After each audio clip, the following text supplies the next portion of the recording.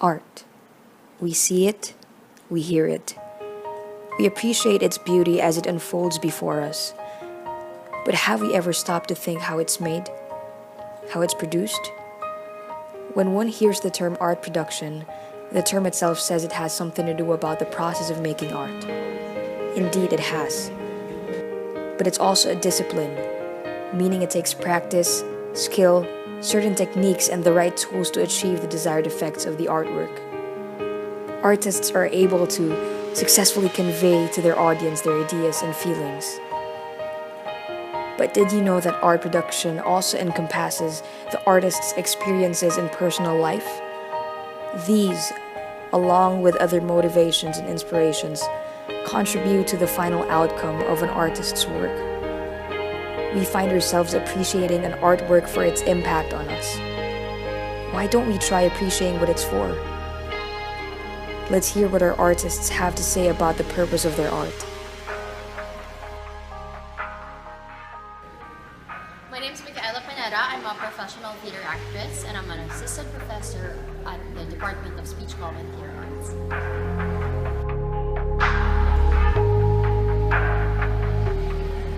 So what's the purpose po of your art?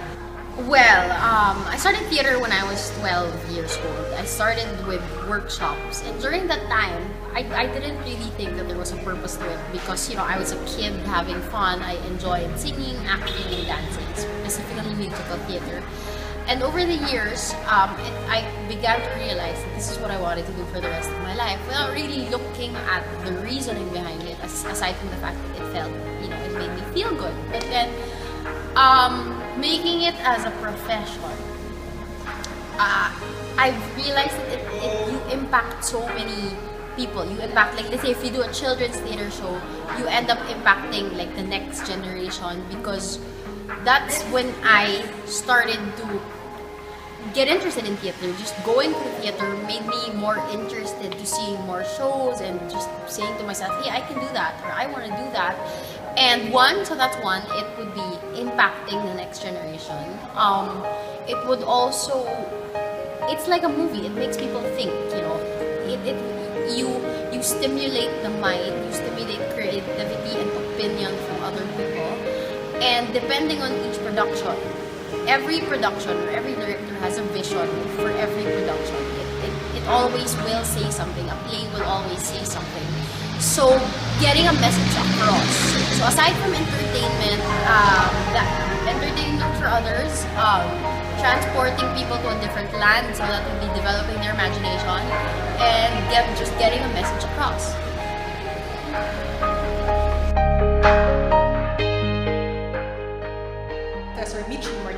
Is a much-loved conductor, arranger, performer, musicologist, the first viola graduate of the UP College of Music with a master's degree in music literature and is currently working on a PhD in Philippine Studies.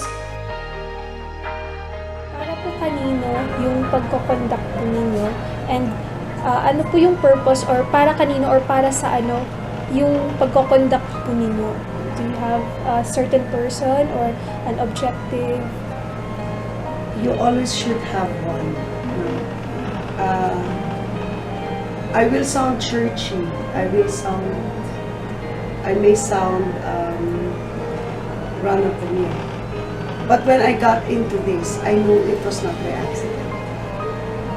So I knew it was providential. So when I decided to seriously hone my skills and my craft, and develop my artistry, there was nothing else in my mind to please my God. That is primary. Kasi this is something I never even thought I'd do it. I was, for the most part of my life, I was an orchestra musician. I always followed the baton of the conductor. I always loved looking at very good conductors do it skillfully and artistically.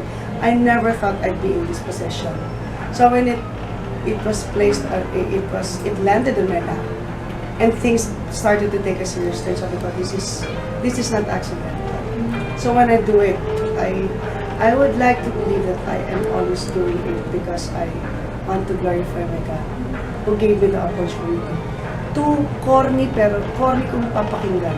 Pero dahil hawak ko ang UP Orchestra at ang UP Art, para sa UP at para sa mga. I am Renan Saliba. I'm a senior lecturer here at the Film Institute. I'm a media practitioner. I'm a former producer, writer ng sa GMA. Ngayon, freelance na lang ako sa news department. Nag-produce ako ng sa unang hirit, balitang hali, and minsan 24 oras. So, what's the purpose of your art po? My purpose of my art, well, of course, as a media practitioner, I have given contribution into like doing documentaries for, like today we were doing a documentary on extrajudicial killing. So hindi lang para sa fulfillment namin as a filmmaker, documentaries. Of course, pati sa society, of course, may cost din yung aming ginagawa, or yung ano yung extent yung extrajudicial killing, medyo political, but doing documentaries like yun nga, JK, nagtasite kami na there is still existing, may mga cost, diba? Existing extrajudicial killing in the Philippines, and yung macro level, kung gaano kalaki o gaano kalala yung mangyayari. So, we're doing these things not yun nga, hindi para practice yung aming mga skills. Of course, para rin makita ng public kung ano yung nangyayari, yun yung political killings ang nangyayari dito sa Pilipinas. Of course, marami rin na hindi nakakaalam. Doing documentaries, nilalabas natin. Sir, ano po yung parang motivations niyo po in making these art forms? Simple lang naman yung motivation namin. Yun nga, gusto namin to inform. Kasi di ba, yung part of yung pictures and documentaries, part of communication, how do you communicate with people. So, motivation is to these things, to communicate and para paglalahad ng mga pangyayari na hindi na ordinary nakikita sa, diba, sa mga sa streets, hindi lang nakikita sa TV. Kahit ano, yun ang nagmo-motivate sa amin to make these things. Wala po ba? Pwede ba natin? Para po sa masa. Para sa masa, yun, to inform para sa masa. And then, yung pictures naman, siguro ang nagmo-motivate yung skills to learn more. Ayun, ang motivation is yun, more learning, para din yung mahon yung skills kasi kailangan mo ng practice in terms of yun nga, in terms of photography, in terms of videography, kasi maraming equipment you have to, yun yan, technical yan, equipment. Kailangan mong gamitin, kailangan mong practice para mahon yung skills mo, para din ma-share mo. It's time to give back to the students naman, or younger generation, what we've learned in the past, being a media practitioner, being a producer. So yun yun pa rin ang motivation to para ipasa na sa inyo, ipasa naman sa mga students what we've learned, para naman pagdating sa inyo kahit pa paano nakatulong kami na you remember us na yun, tinuro ni Sir yun.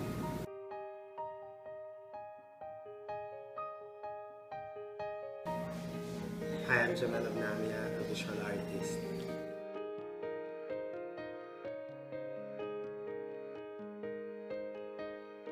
What is the purpose of your art? Siyempre yung art has so many different purposes. Depende yun dun sa pagkakalagyan ng artwork. In such a case, kunyari, similar to yung work ko sa likod, it's all about the pork barrel. It's part of an exhibition, of a group exhibition. Intention niya is for it to be socially relevant for the pork barrel. Yung idea and purpose of the artwork, yung group exhibition is all about a very radical group, socially relevant group. So ang ina-assume ko for the group itself medyo lahat sila medyo angsty yung, medyo palaban yung mga idea. So I came up with an artwork which is not into that light. So pag nakita niyo yung work, ay ang cute, ay parang ang light ng idea. But come to think of it, when you look at it, it's all about pork barrel. So ang title niya is pork barrel, sama-sama, salo-salo. Yung pork, letter P yun, pero nagkaroon ng slash, nagkaroon ng F sa ibabaw. So yung idea of that being all-in-one, na yung pork barrel is just one big pork barrel at lahat nakikitikim lang. At we're looking at it barely, at we're looking at it at lahat tayo. Natutuwa pa tayo nung nakikita natin, pinag-uusapan tayo, parang moro-moro nung before, nung pinag-uusapan siya. It's parang telenovela kung ano ang nangyayari. Which is ito yun, nakakatakaw tingin, but come to think of it, when you're into the gallery, when you're looking at the feast, you're part of the feast. Kasama ka doon na nakikisaw-saw or nakasama ka doon sa banquet na pinag-uusapan. You're part of the situation. Nakita rin doon sa work na kita mo na may kumakain doon sa pork, may nakikitikim, may tinidor, pero wala ka nakikitang tao kung sino yung gumagawa. So yung intention, yung sasabi mo yung purpose of art making is to strike a point, to come up with an idea and then put that idea into materiality so that it becomes an intervention, it becomes a media for us to talk about, for me to communicate with you, for me to communicate with an audience. Kung ano yung audience na yun, siyempre mayroon ako target audience yung pupunta sa gallery. But after a while, the audience is the entire world. Kasi mapupunta na yun sa internet, mapupunta na yun sa ganon. So it encompasses all other audiences. So yun yung sa So depende yun kung saan at paano gagamitin yung work. And when you have an ensemble of activities or ideas, you're putting that into materiality. So naging artwork na siya. Hindi lang siya idea, it's more of an artwork that we can dialogue with. Not necessarily that you would understand the work fully, just that it strikes a dialogue. Parang nag-catalyst siya na umumpisahan lang. And then it becomes more of a talk, of a dialogue between the work and the audience. Sir, second thought. For whom do you do your art? Yun na, yung parang kanina na sagot ko kanina, yung audience would be initially for a certain group of person or a certain audience. But later on, alam mo kasi luluwag na yung audience mo given na meron mga media tayo na available, even the videos, internet sourcing, kahit yung mga pictures lang sa Facebook. Alam mo yung audience mo as compared before, maluwag na talaga ngayon eh. Somebody from an audience can take a picture, post that in Facebook, and then yung audience mo nag-span out na lahat. So before, siguro yung idea ng audience is a very minute audience, but now you're coming up with an artwork that is not particularly to a certain audience. It's the entirety of mankind, of the planet itself. It goes beyond your audience today, audience also for tomorrow. Kasi alam mo yung artwork would outlive us, yung work natin. And siyempre dated lang siya within a certain period, but it would definitely outlive us. Not necessarily the entire artwork, but other transformation of the artwork. Say, the artwork becomes a film, an artwork becomes picture. So it transfers into a different venue also altogether. So yung audience talaga medyo maluwag if you come to think of it. Medyo maluwag-luwag na yung audience. But as an artist, pag gumagawa ka, syempre, focus ka muna dun sa intention mo for doing the artwork. Ano muna yung intent mo, ano yung gusto mong i-release, ano gusto mo bang sabihin. If you want to say something, how would you best tell that in a visual format? So something that is there, tactile in front of you, that can talk, that can be your parang spokesperson, parang ventriloquist yan.